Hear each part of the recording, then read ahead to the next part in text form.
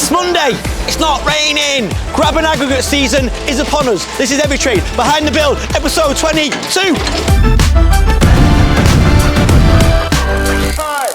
So welcome back to Every Trade Behind the Build, episode 22. These episodes are flying and Hollywood and I are absolutely loving making them. I hope you're liking it. We're trying to be entertaining, we're trying to be informative, we're just trying to tell the story of our companies. So, I'm still standing, as Elton John once said. Ryan from Ideal Construction hasn't caught me yet. I am a bit worried what he's going to do if he ever does. However, we're actually really good friends, Ryan and I. I love what he does. We've spoken for years. He's another local builder, Ideal Construction. Check his page out, it's class. He's more on the actual on-site stuff, whereas I try and bring a mix, the behind the build and a bit of the on-site stuff. So I think you can enjoy both our channels. I'm still here. We actually did a grab for him this week as well, so happy days. Really busy week this week. Let's have it. So I'm down at our grab and aggregates yard. Honestly, it makes such a difference when it's not raining. The forecast for this week is all over the show. At the moment, it's overcast, but there's a few dark clouds. So as I always say, we're making hay when the sun shines. The grabs are literally flat out, which is like a dream for me, because when we sort of made the case to make some investment in the grabs, I didn't know whether we'd ever sell one grab. I knew we'd do our own grabs, but to actually do grabs for other people, it's amazing. And what we're also doing is getting back close, which means we're taking aggregate out, be it type 1 MOT, grit sand, our own recycled stuff, and coming back with a muck away. So you're monetising both journeys, and that seems to be the way to actually make a success of this. It's at a point now where I'm weighing up, do we go for another 8x4 grab? As you know, we've got the 8x4 and we've got the baby grab, and they're both flat out, but there's times where we could really have done with another 8x4. So yeah, what I might do is just see how it goes and see this summer out, and then maybe go again next year. But that's just not the way I'm wired. It's not the way Alex is wired. We're just about, right, if this is going to work and we can feel it working, let's go for it. But you know what? I'm absolutely loving it. It's weird, you know, we win jobs like 50 grand, 100 grand, £1 million, but I get just the same buzz when I find out we've got another grab coming in. I really love it. Making progress. I absolutely love being in this yard, especially now it's dry. Honestly, I wish I'd started this business years ago, and I would have been further on. However, you're always in the lane you're meant to be in. You're always heading where you're meant to be. That's what I believe anyway. We've got some lovely blocks from my mate Dave at D&J. Although Dave, where's your logo? I can't see it. And also, are you selling me second-hand blocks here or what? That one's got a big chunk out the side there. But it doesn't matter, because ultimately they're only here to make bays and separate waste and stuff like that. So I'm only joking. We've got a great little deal. He hires our crusher, sends blocks back in return, and we get to put our yard together. Over on Project Cranbourne, one of our extension projects, Adam and Eve, our amazing bricklayer, builder, everything team, are making some heavy progress.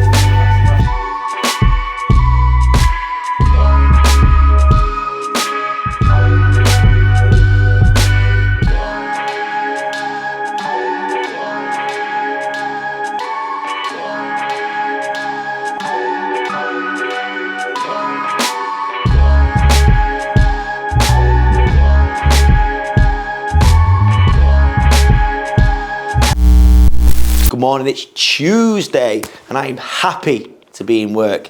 You might think I'm a bit weird, but I love what I'm doing. I just love coming into work and just doing what we do.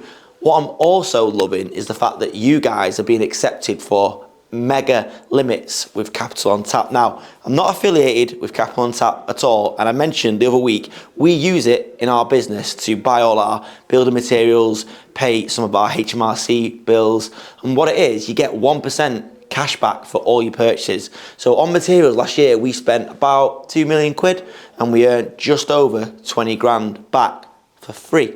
Also, if you sign up using our referral link below, which is in the description right now, you get £75 the minute you make your first purchase. So if you spend £1, you get 74 back, and we get £75. So why wouldn't you do it? Honestly, loads of people, because I get an email every time someone signs up, are taking advantage of it, and it's amazing.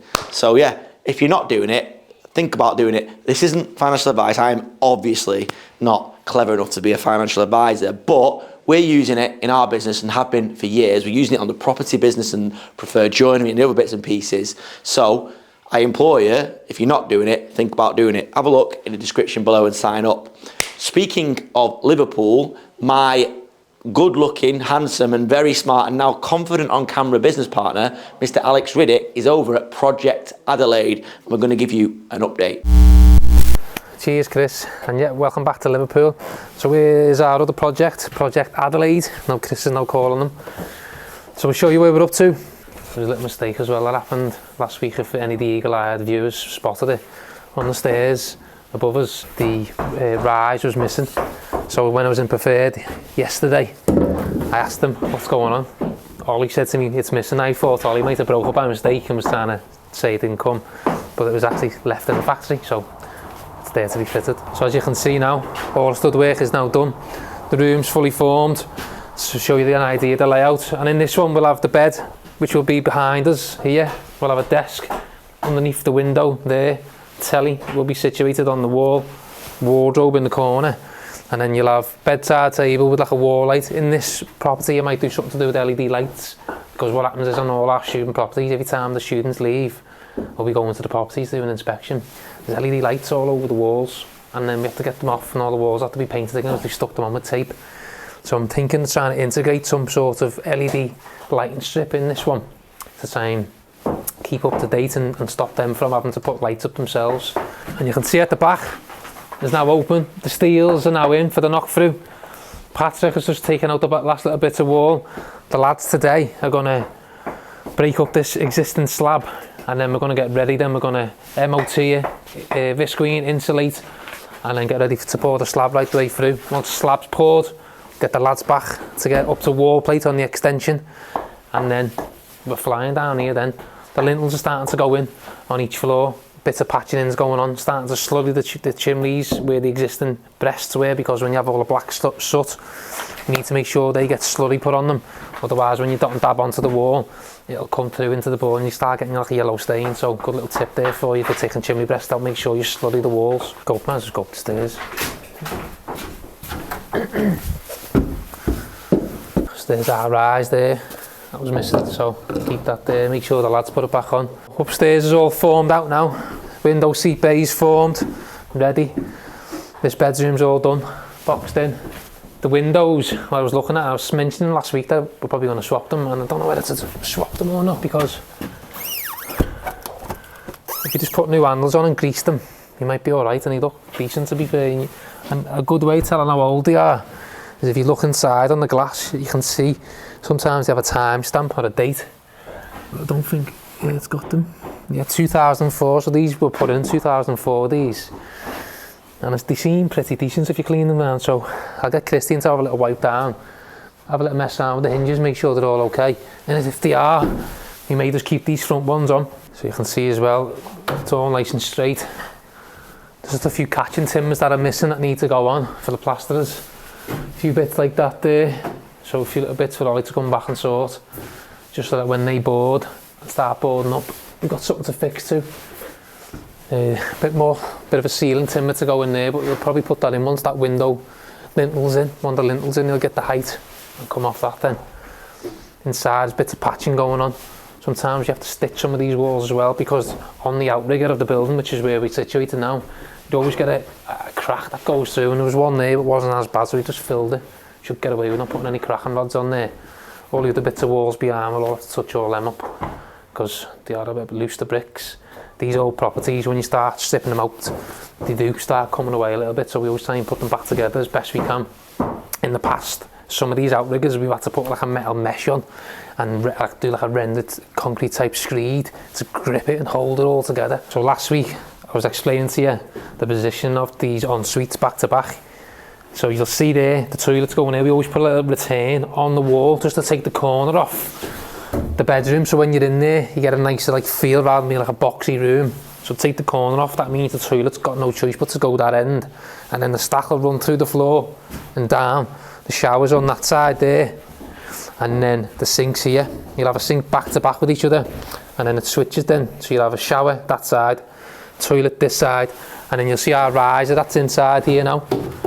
So then that's what our soil stack goes right the way up to the top floor and right the way down to the bottom floor, and these link in between on the en-suites, and then all our ducting for the ventilation is all through there as well, because we have one fan in the loft that sucks everything out.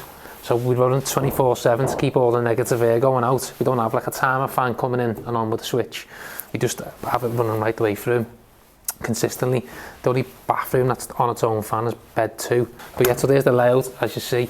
And in each one we have a little template as well. So when we form our bathrooms, we'll put a template on, and we'll have the same location for the pipes to come through for the hot and cold. Same for the waste. And then we have one side, which is all of the toilet side for our toothbrush charger that we use, and then a central point for our electric mirror, so we have a feed coming out, so the M&E lads know exactly where to pull their bits out, where to measure it. And then our tiles are 1200, we always make sure they'll fall just below the toothbrush charger, so everything fits perfect. So we're upstairs as well on the bedroom 5 and bedroom 6. Again, all fully formed out, and we leave all the boxing in till last. So when Ollie does the stud work, he'll frame it out, get all the M&E bits in, and then any bits of boxing in we have to do, which we try and keep to a minimal. But in the loft on these properties, they're hard not to do them. We have to box in the chimney and stuff and the gallows brackets, and we have to try and straighten off some of the purlins. With this purlin being so high up, to put a nice feature on that. The one in there runs on an angle. You have to leave it on an angle, because if you drop it and try and level it, it'll just leave you with less headroom and make the room feel a bit too small. And what we try and do is not do any dormers anymore, because of the planning issues that we've had in the past.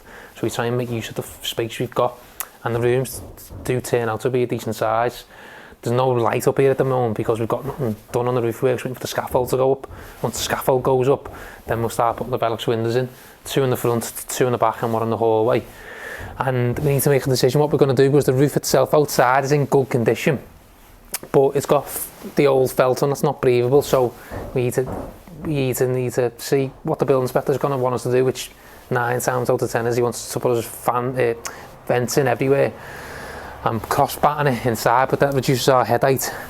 So we either take a view, which we did on Project Albert, which Chris is calling, and replaced it all and put a new one on there because we're in it for the long term, or we try and make good what we've got. I think, looking at it, we'll probably still end up swapping it, but when the scaffold goes up, we'll probably do a full inspection of the roof, see what's going on, and then decide then whether or not to replace it all, do a full roof covering, or just make use and put extra vents in and cross-band it inside. So a nice little update there on Project Adelaide.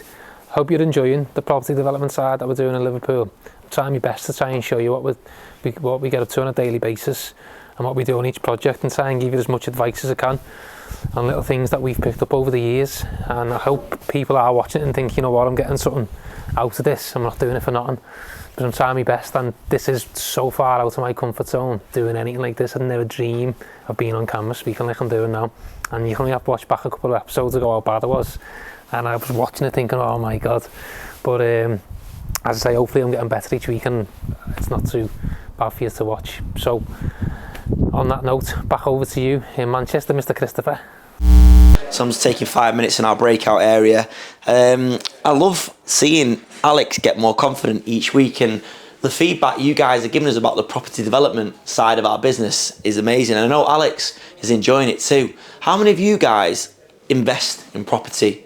Because if you're a tradesman, if you've got a small business and you haven't got a property strategy, we think you're missing out, because that is what will enable you to retire, or even if you don't want to retire, take a step back. It's passive income.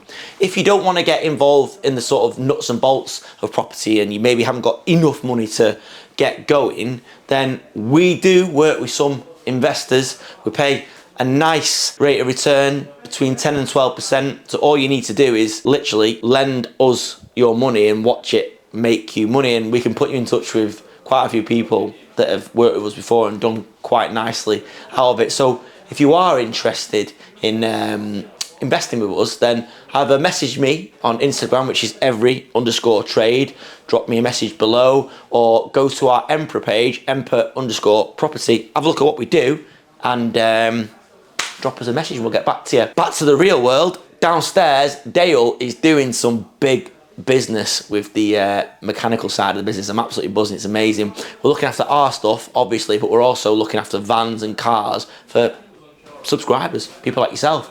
So also, if you're based in Stockport, Manchester, Cheshire, and you need your car servicing or repairing, or your van repairing, give your boys a shout and we'll look after you. Let's take a look.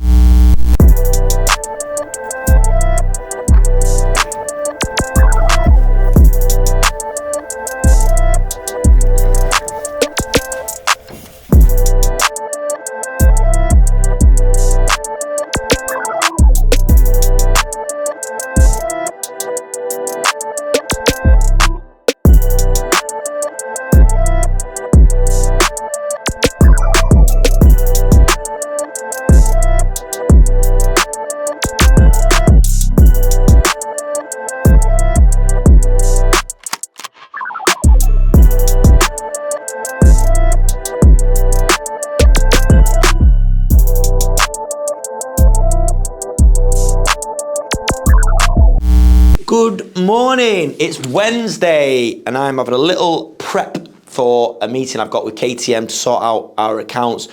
We used to try and do this weekly. When you first started watching us, we were doing it weekly, and that is what we need to get back to, but we've both been so busy looking after projects, and I've been looking after bits and pieces, that we've not sat down for a while. So this pile is quite big and I need to work out how I'm gonna get money in to keep these people happy. However, in exciting news, we have made another tasty investment in our grab and aggregates yard, and Spitfire Engineering are delivering our trommel today. Now, those of you that watch D&J, and I know loads of you have come over from D&J, you know exactly what I'm talking about, because Dave took delivery of his trommel last week, but it's our turn.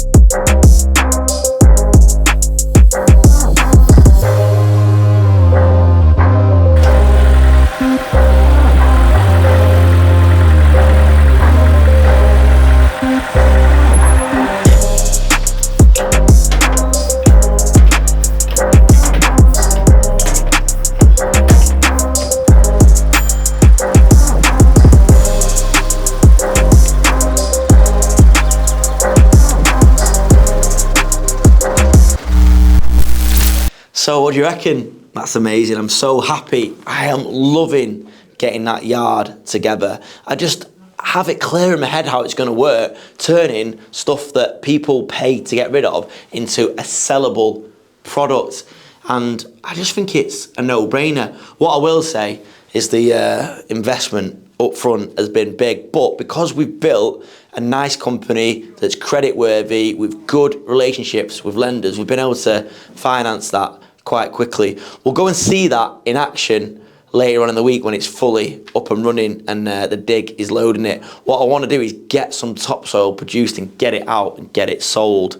I'll be talking more about aggregates and stuff later on this week, but yeah, I'm so happy. I absolutely love buying kit. I'd rather invest every single penny in this business than spend it on myself. I'm a bit weird, like I just love building infrastructure because I think that at some point I'm going to be able to sit back and reap the benefits. But yeah, another purchase. Thanks so much to Spitfire Engineering. They've been great, and honestly, they're fair, they're fast, they're friendly. Fair, fast and friendly, good alliteration that.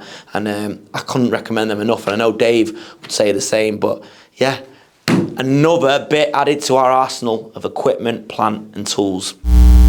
I hope you guys like that we are bringing the construction side, the yard side, the mechanical side and the property development side to you guys on the channel. I can't really compare it to anything else that I'm watching out there at the moment. And then that's not me trying to be clever or show off. I just think that that's us and that's the story. We do everything. We're involved in a lot of stuff. So I really hope that you guys are enjoying it and finding it useful. Being property developers, it comes with a few challenges, and it's a stressful way to build an empire. We found that out quite a lot this week.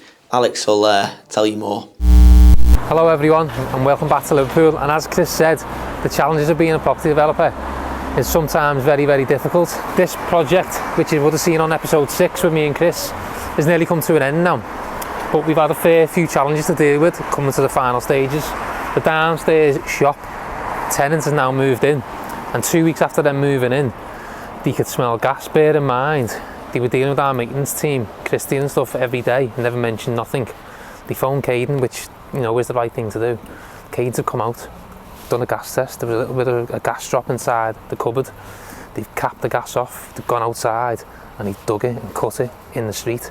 Now you can see Caden's are actually working in the street now, doing an upgrade. And what's happened now is they're saying we need to have a gas pipe that are external, on the external building, right the way up into the 2 flats. Now, initially how it was done by the previous owner, the gas pipe was run up inside and it's been there for don't know how many years. It runs up a cavity wall or like a chamber all the way up and serves each floor. Now they're saying the regulations are we need to put it outside, but they're also saying they want £1,500 to do so.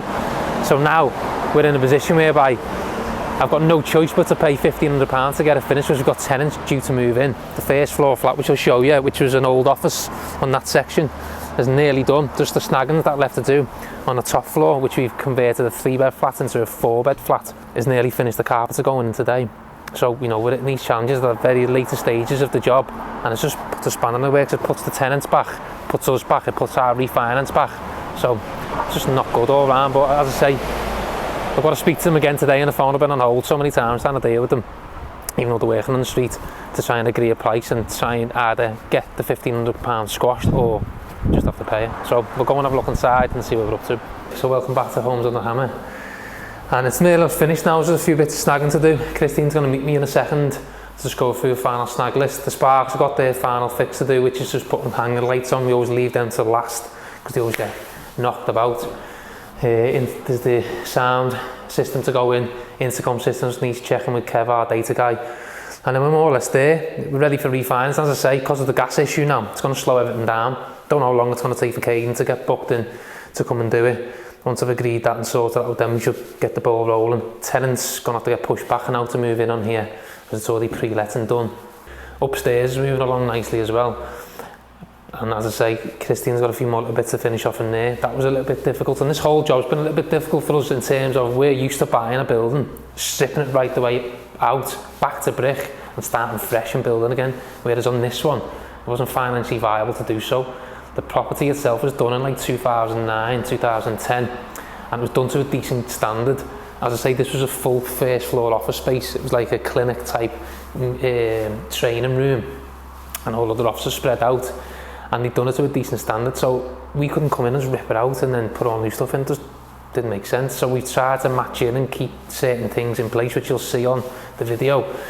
And there's bits that we've had to patch and stuff, and you know, it's not as clean as having it all brand new right the way through, but we paid a little bit too much for the building at the time because the deal itself took so long to get over the line, and it was an absolute nightmare really, but I'll tell you a little bit more in a second. So this deal turned out, what it started out as was buying a certain part of the building, then it changed to buying one other part of the building, then it changed to buying all the building, then back to what we were buying originally, and we were back and forth with the seller.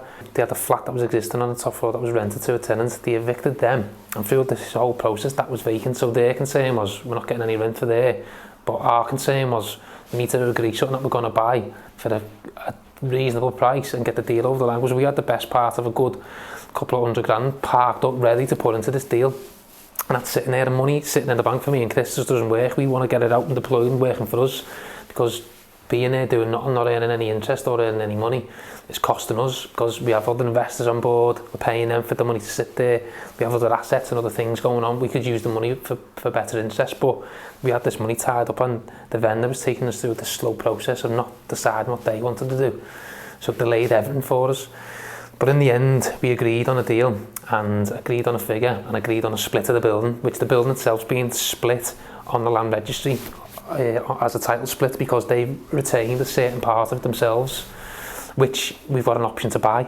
And 2 weeks after the deal completed, they then wanted to sell the other part. So bear in mind, it took us nearly 12 months to get the deal over the line. It took us ages to agree what they wanted to keep. They decided to keep it. 2 weeks after completion, they wanted to sell it.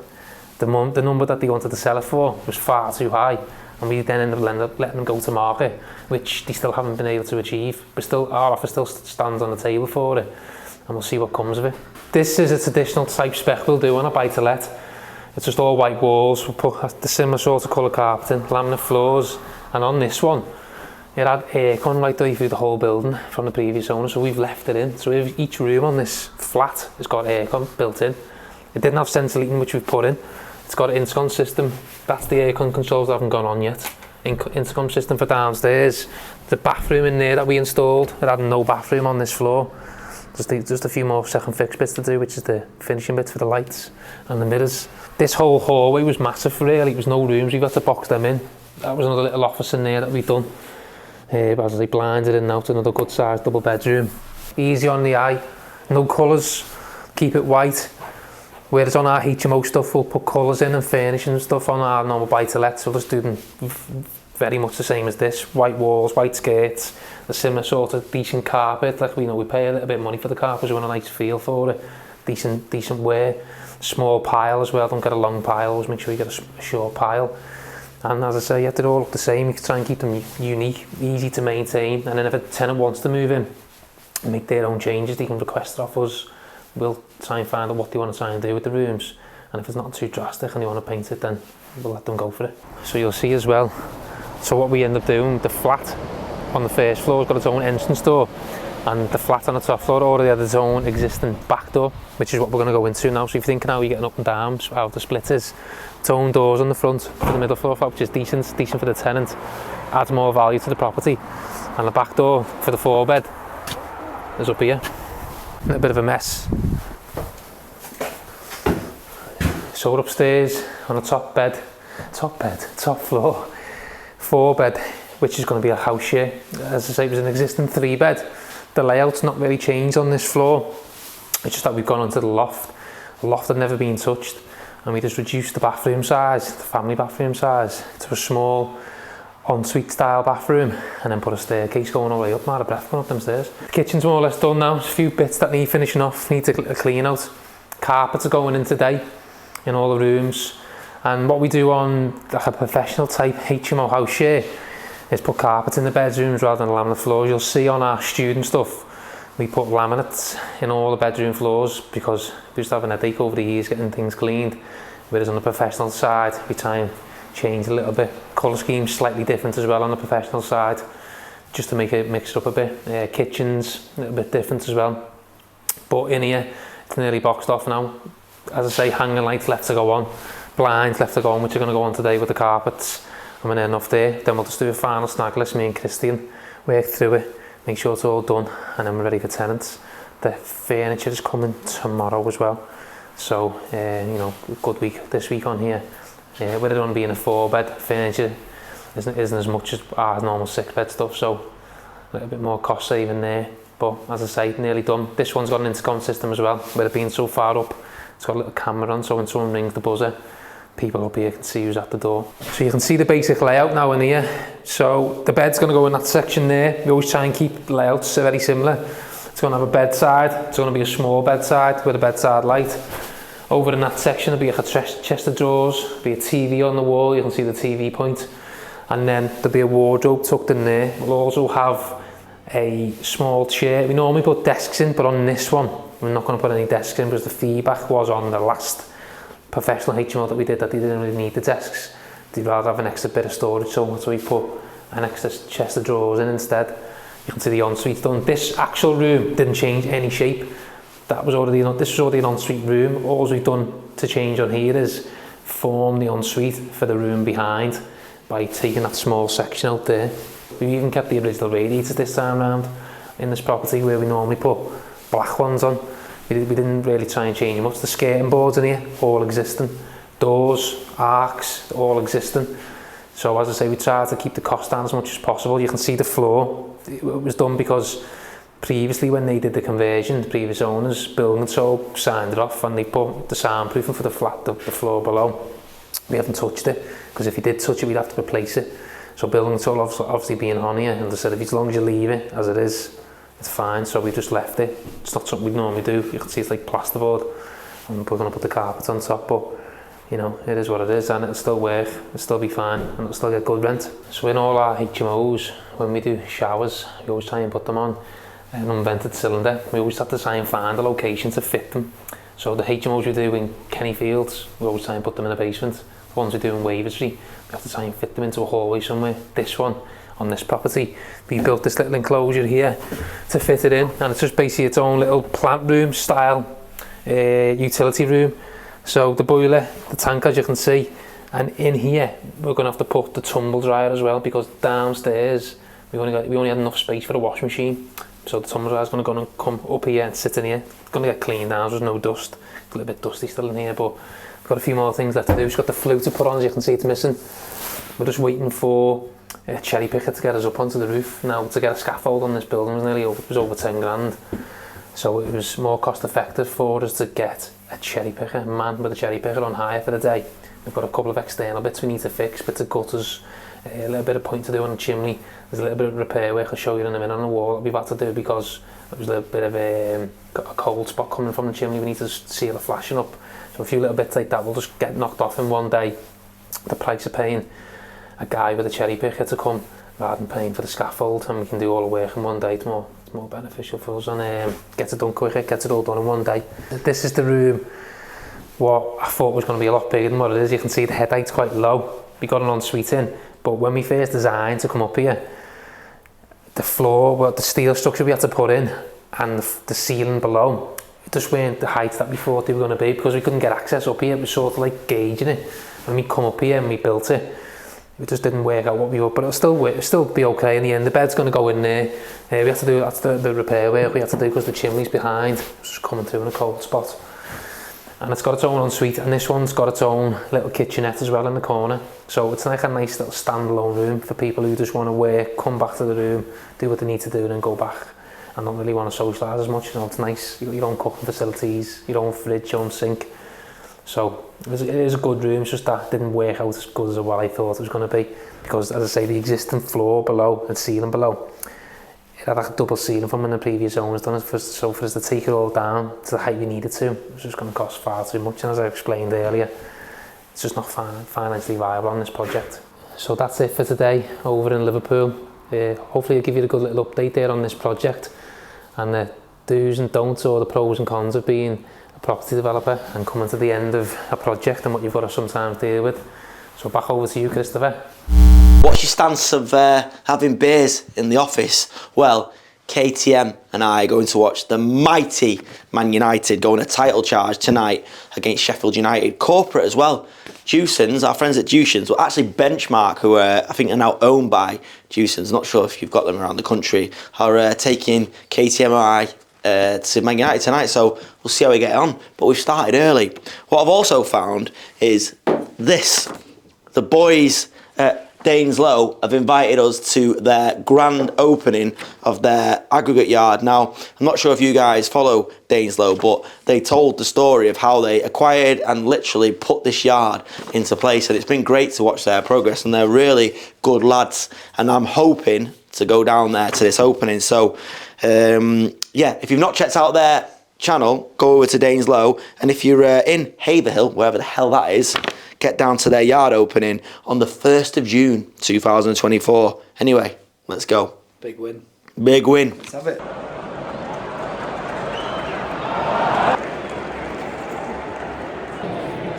Come on, you guys.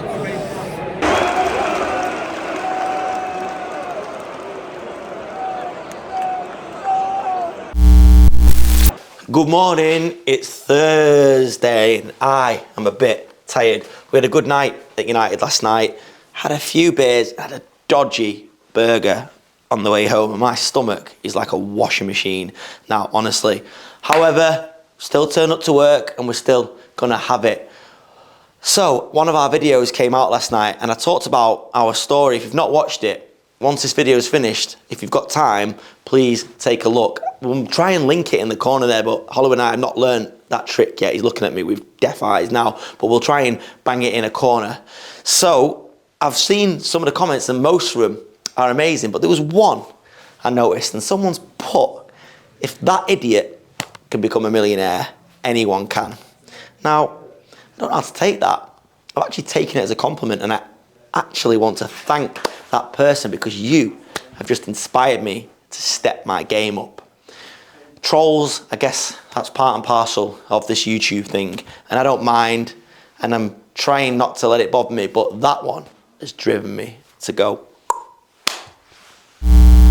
Some of you may or may not know that we have a company called EveryHeat, which is our heating and plumbing division. We don't push it hard enough, and the reason why is it's so labour intensive from the back end, but we really want to get that going again. We've got Charlotte, one of our project managers, on it now full time, and we've done it at this time of year, which is quieter because obviously it's a bit warmer, so she can learn the ropes and get ready for when the winter period kicks in, sort of October time. However, we're still busy, and our engineers, Tom, Alex and Matthias, are on site now at Project Rosewood doing an underfloor heating installation.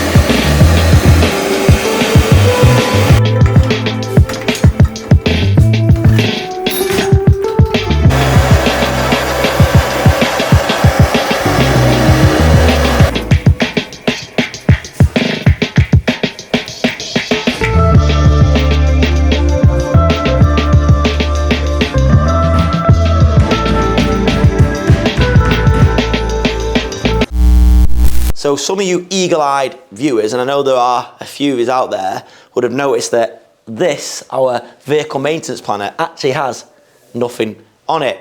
I got this when we first got our HGV truck, our first grab, the baby grab, and I thought, you know what, this is what you need to do, you have to mark all your PMIs on it. But very quickly I thought, why am I actually doing that?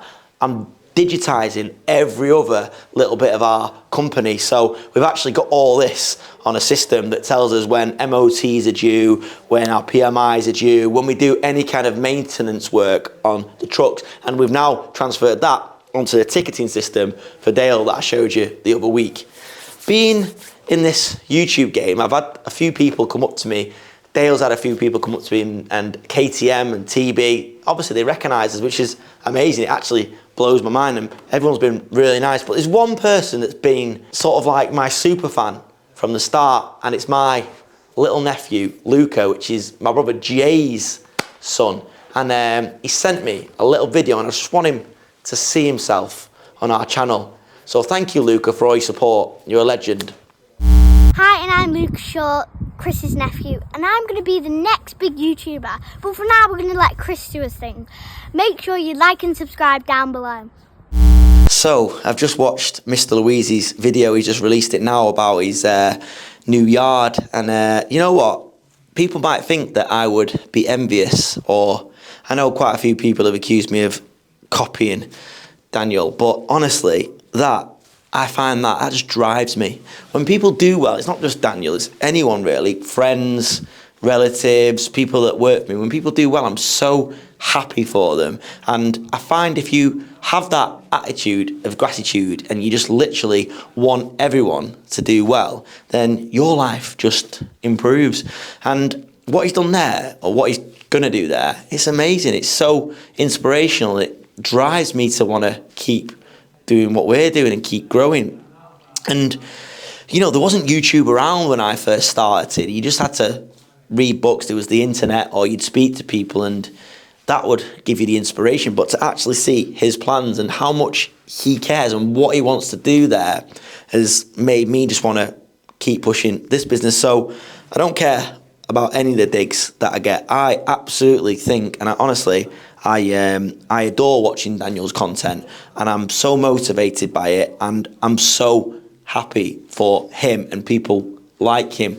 Anyone that gets out of bed in the morning and tries to better themselves and tries to employ people and give other people a great life gets my respect. So yeah, well done, Daniel, and I really do hope that one day we get to meet. I've been trying my hardest to leave comments here and there and try and get his attention, but it's not happening yet. But God loves a trier, and we'll get there.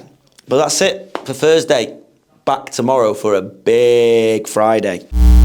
Good morning, it is Friday, and I'm back at our grab and aggregates yard, and look what's set up and earning its living. Our Raptor from Spitfire Engineering. It's an absolute beast. I went to see it being made in the factory, and it was just a frame, but it's massive now it's here, and the dig is already putting it through its paces, and we've screened about 40 ton. It's still quite wet, but I tell you what, it's going through the clumpy, wetter stuff so much easier than it was when we just had the smaller mini deck screener. We're using both together, and it's amazing. I love it. I need to start getting this topsoil out the door though, otherwise we're going to be sat on a lot. But hopefully the weather is improving and people are going to start getting into the garden and spending money with landscapers. So come on, if you need screened topsoil in Manchester, Cheshire, anywhere, give your boys at episide a shout. I've also had to invest in this piece because it runs on three-phase and there's no three-phase supply in this yard. So I've had to buy this monster generator. This is about just over 6k plus VAT, but we had to have it because there's no point in having that and not being able to run it. That cost us 35k plus VAT, which I am pleasantly surprised at. When you look at big machines, normally every machine I've looked at, it's been just ridiculously expensive, but the quality of the build and the service you get from Spitfire, and for the price point, I'm so happy with it, and I just can't wait to get it earning its money back. So yeah, we financed this, by the way, because we didn't have this when we did the yard tour last time. We financed it over 5 years. We paid the deposit, VAT as a deposit down, and then we spread the rest over 5 years, like I've said. So I've got 5 years to get this paid for and it making profit, like everything else in this yard. But if you don't spend, you don't earn. That's business, isn't it? Speculate to accumulate.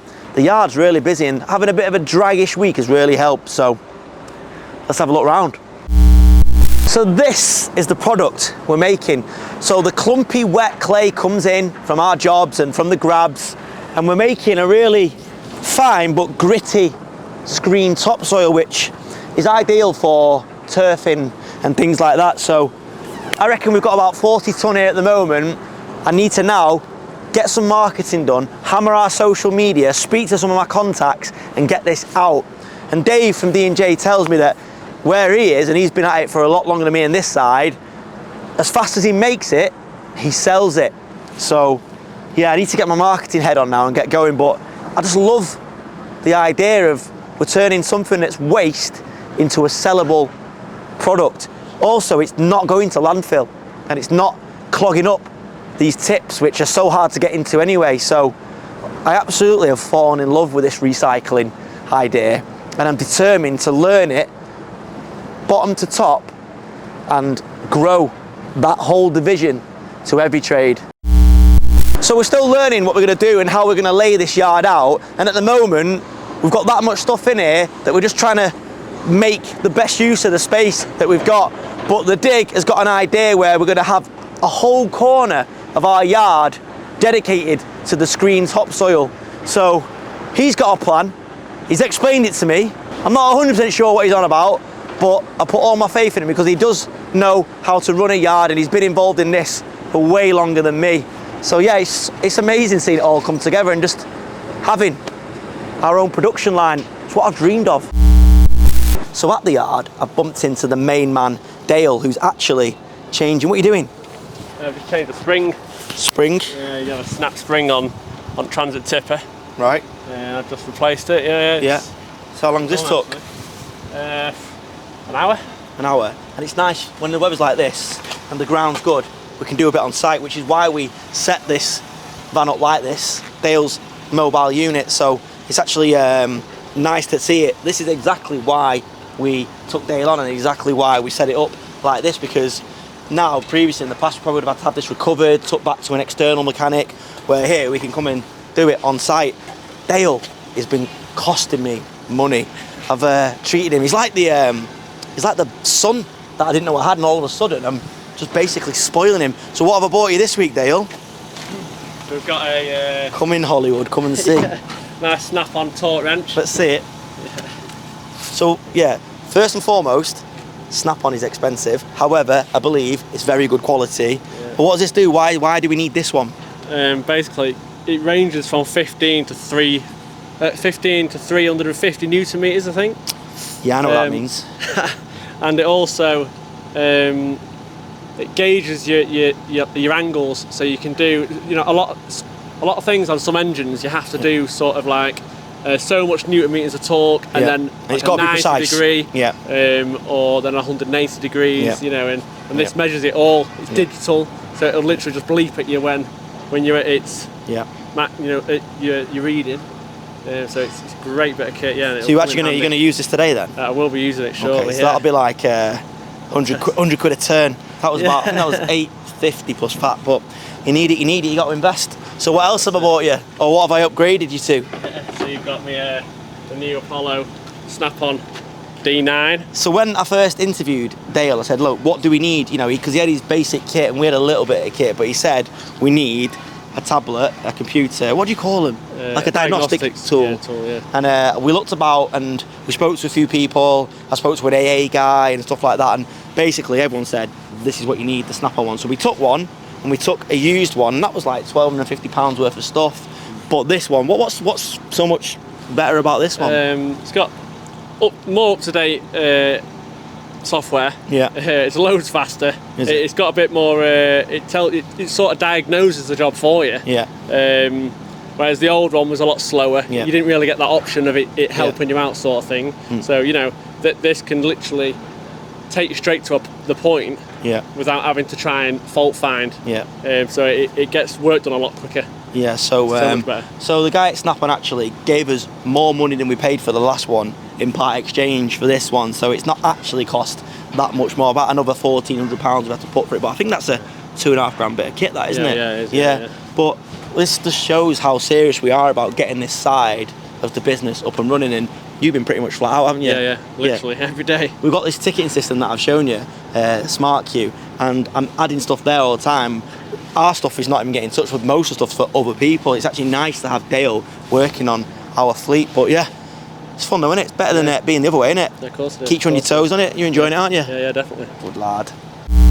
So that's it for the yard on Friday. I'm absolutely buzzing. It's good seeing our big 14-ton Doosan out working. She's an old girl, like I said, and we've had to do a little bit of TLC, but again, she's earning her money. and the yard is coming together. And I love this weather. Right, back to HQ.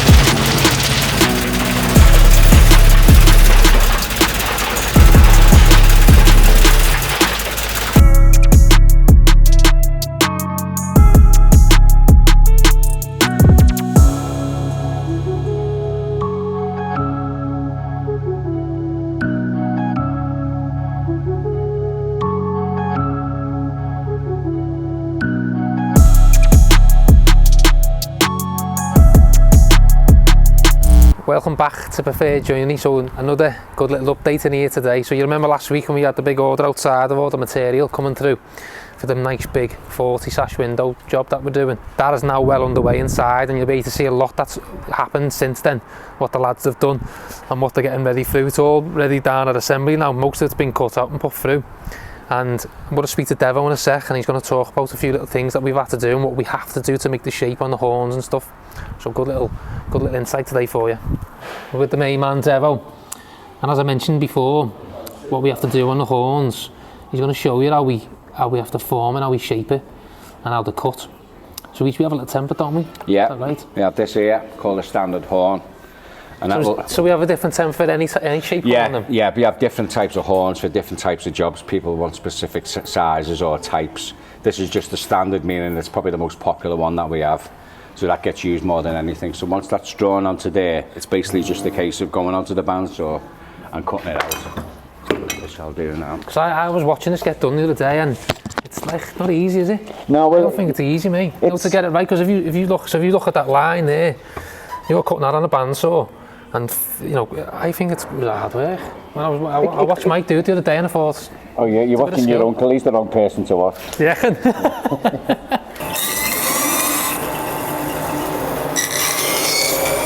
Take the blade up to the point. So you're cutting it in sections there, aren't you? Yeah. And that's so that when you come round with it, it'll snap off, won't it? Makes it easier then when you cut it.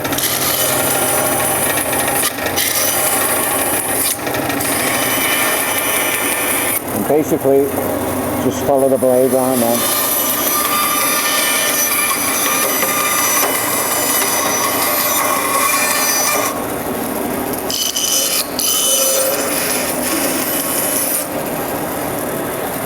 So then you have a finished edge like that, don't you? Yeah, so it's a rough there's your sawn standard edge. horn. Then obviously we have to sand that. Then we set a sander up and it cleans everything up. How, so it's a normal belt sander? Yeah, because it's got the round, so that's where we'll be able to recreate So that. you put it in a vice then? Yeah, it has to get a good grip of it.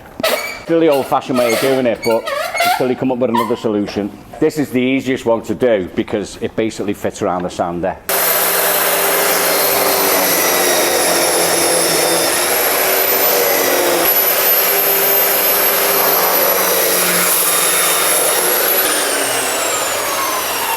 Yeah, perfect horn. Yeah, so you use the edge of that then to help you then, don't you? Yeah, it helps the round and you can just flick it right up so it makes everything smooth. You can get horns like that.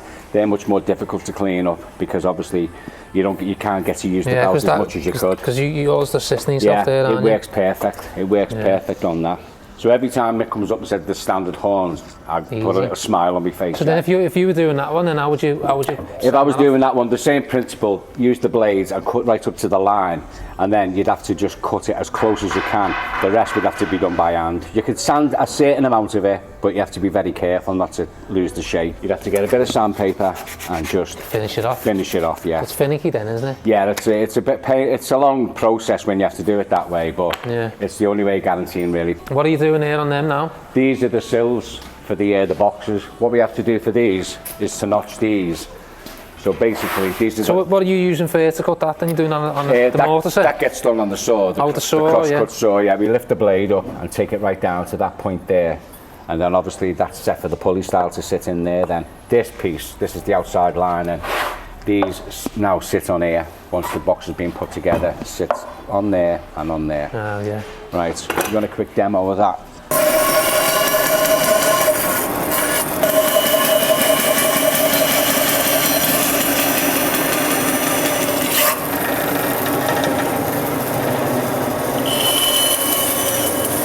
When each one's cut, you have to make sure that that finishes flush there, because that's where it's going to be. Ah, okay. It's slightly out a little bit, but it's not a problem. So that's what forms it up then? Yeah, that's what forms it up. This is the inside line inside, and this piece here, this is the outside, which goes on there. Obviously, it's called the outside because it's the outside of the box. That'll be the outside in the street, and this is the inside. These basically get lined right up once all the pulleys have gone on, and it's all then put together then. It's called a box frame basically because it is like a box. It is a box, isn't it? Yeah, it's covered on one side, covered on another, and covered on another side, so it's basically a box. Them inside, they're called the styles, is that right? They're the pulley styles, yeah. So basically your pulleys go in here, and your part and bead what separates your two sashes. You're cutting them out with the mortar, isn't it? So you mortar them out? Yeah, you mortar them out, yeah. And then obviously you can't finish them off with the mortar, you've got to obviously finish it off with a bit of a chisel and hammer, just to get the finished. Obviously because the shape. Oh yeah, for the square edge. The round bit only does, you know, a round. Oh yeah, so you've got to finish it off with a hammer and chisel. So you mortars through, and then you'll start it off, won't you, and then finish it off on the lines there. You just got to square it off. That's all. And then that's where the pulley wheel sits in for the cords. Weight, yeah. So that's a sash that's fully formed up there. And you'll see what Devo was doing before, which is that section. And in the top there, how come you always overhang it like that? We always just leave a joggle, do you know what I mean? So then you cut off then? We just cut that off with a saw. Are they always slightly bigger then? The bottom rails are obviously bigger than the meeting rails. So then when you cut it then, you always have that little drip edge on the bottom then? You always got a drip on the bottom rail, yeah. So that's them getting primed up, isn't it? So we're priming them first this time? All the pulley styles are going to get primed. That's just basically saves us half the job basically when they're all knocked up, you know what I mean? So it's basically painting the front and the back, and that's it. The rest will be done, you know what I mean? Oh yeah. So then that's what you're doing that now while it gets knocked up? Yeah. How far left checking on these then? We're just knocking the sashes up now for the first house load of windows, and then once they're up, Mick can measure for the glass then. Knock the boxes up then, and then ready to go then. Cool. Wait for the glass, glaze them all, and then order the weights then, and then cord them all up, ready to go. Stack to keep the mice away? Yeah, until the paint.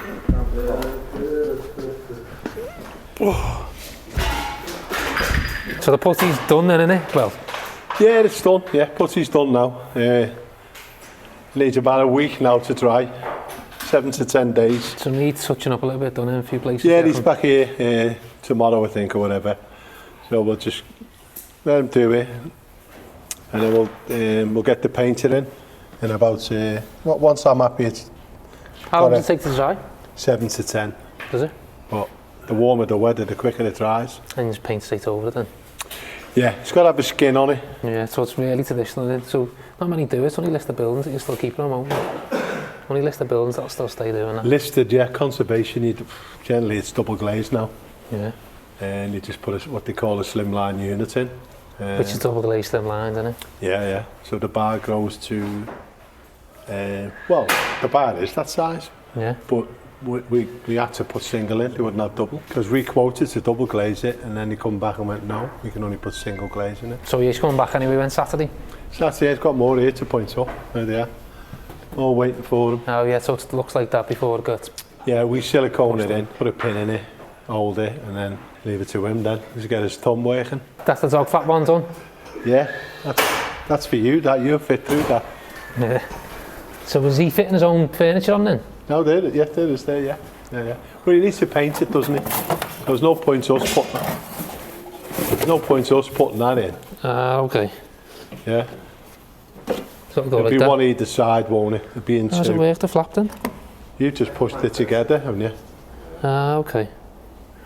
It's heavy though, isn't it, really? So we're not sure what's happening to that, whether he's painting it, oiling it, whatever. So you'll just put that on after it's fully painted. So we made that off as the drawing, didn't we? You just drew it out and said that's what I want. Yeah. just sent something over, and then we just evened all the boards out. The glass is 2 boards. Hardwood 𝗕𝗨𝗜. That's 𝗕𝗨𝗜 again, yeah. And we put a small railing, that's so the dog hasn't got to jump too high. So yeah, they're going out tomorrow, and there's his pair of doors for his garage. How many windows are we up to there now? 25, that's half. 25. I'd say there's 26 there, and the rest is still in the rack now. But So what you want to do then? Get the 25 built, then send them out. And yeah, then... because that's one house. Yeah, So okay. obviously we'll order the glass, glaze it up, and then it'll get booked in probably the middle of May, and our man Dave and Johnny over there will go out and start fitting them, and the painters will go to site and finish it off. So when you start the next ones then? Probably I might actually start them this afternoon. So that's it really, and the rest is up there. Nice little update today in Preferred Joinery. Loads going on as always. And as you've seen from last week, all that material that was outside, it's good for you to see it coming through, getting manufactured and getting assembled inside, and where we're up to. Half the orders nearly built through, as we explained before. Got the other half to come through as well, which will start now and come into next week. We'll be able to get all that manufactured, put together, sent to site, and we'll be able to show you all of that as well. And because we're fitting this job, we'll be able to show you the install. So we're going to get out on site when that comes and show you the building that it gets installed on and what it looks like from a finished product. So with that said, back over to you in Manchester. So today has been that full on and that busy. Hollywood has just reminded me that we've not filmed an outro to the video, and I'm literally about to go home. I've got to hurry up because my son Parker has got football training. I hope you've liked this week. It's just started to rain and my hair will get very frizzy in about 10 minutes, and Hollywood's camera, which is very expensive, could get wrecked. But I hope you liked this week at Every Trade, guys. Click here to watch last week's video. Click here and here to watch videos you really should have watched before, and click here to subscribe to the channel. Have an amazing weekend, and we'll see you on Wednesday. Let's go.